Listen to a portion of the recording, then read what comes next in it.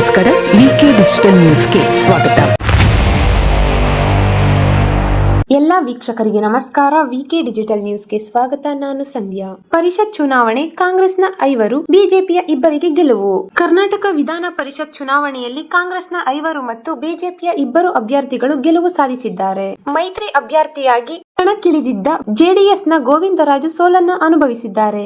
ಗೆದ್ದ ಕಾಂಗ್ರೆಸ್ ಅಭ್ಯರ್ಥಿಗಳು ಬಿಕೆ ಹರಿಪ್ರಸಾದ್ ಪಡೆದ ಮತಗಳು 30, ತಿಪ್ಪಣ್ಣಪ್ಪ ಕಮಕನೂರು 30 ಮತಗಳು, ಪಿವಿ ಮೋಹನ್ 29 ಮತಗಳು, ಬಿಎಸ್ ಶಿವಣ್ಣ 30 ಮತಗಳು, ವಿನಯ್ ಕಾರ್ತಿಕ್ 5ನೇ ಅಭ್ಯರ್ಥಿ 32 ಮತಗಳು, ಬಿಜೆಪಿಯಿಂದ ಆಯ್ಕೆಗೊಂಡ ಅಭ್ಯರ್ಥಿಗಳು ಆರ್ ರಘು 29 ಮತಗಳು, ಲಿಂಗರಾಜು ಪಾಟೀಲ್ 27 ಮತಗಳು, ಜೆಡಿಎಸ್ ಸೋತ ಮೈತ್ರಿ ಅಭ್ಯರ್ಥಿ ಗೋವಿಂದರಾಜು ಅವರಿಗೆ 14 ಮತಗಳು ಬಂದಿವೆ ಎನ್ನಲಾಗಿದೆ. 222 ಮತಗಳ ಪೈಕಿ 1 ಮತ ಅಸಿಂಧುವಾಗಿತ್ತು. ಚುನಾವಣೆಯಲ್ಲಿ ಕಾಂಗ್ರೆಸ್ ಅಭ್ಯರ್ಥಿ 11 ಹೆಚ್ಚುವರಿ ಮತಗಳು ಸಿಕ್ಕಿವೆ. ಬಿಜೆಪಿಯ 7 ಮತ್ತು ಜೆಡಿಎಸ್ನ 4 ಶಾಸಕರು ಕಾಂಗ್ರೆಸ್ ಅಭ್ಯರ್ಥಿಗಳಿಗೆ ಮತ ಚಲಾಯಿಸಿದ್ದಾರೆ. ಬಿಜೆಪಿಯ ಲಿಂಗರಾಜು ಪಾಟೀಲ್ ಗೆಲುವಿನ ಕೋಟ ತಲುಪಿರಲಿಲ್ಲ.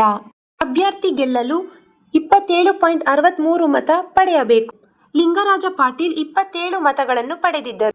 ಮೈತ್ರಿ ಅಭ್ಯರ್ಥಿಯಾಗಿ ಸೋತ ಜೆಡಿಎಸ್ನ ಗೋವಿಂದರಾಜು 14 ಮತ ಪಡೆದಿದ್ದರು. ಈ ಹಿನ್ನೆಲೆಯಲ್ಲಿ ಎಲಿಮಿನೇಷನ್ ರೌಂಡ್ನಲ್ಲಿ ಲಿಂಗರಾಜು ಪಾಟೀಲ್ಗೆ ಗೆಲುವು ಸಾಧಿಸಿದ್ದಾರೆ. ಇದು ಈವರೆಗಿನ ಸುದ್ದಿಗಳು.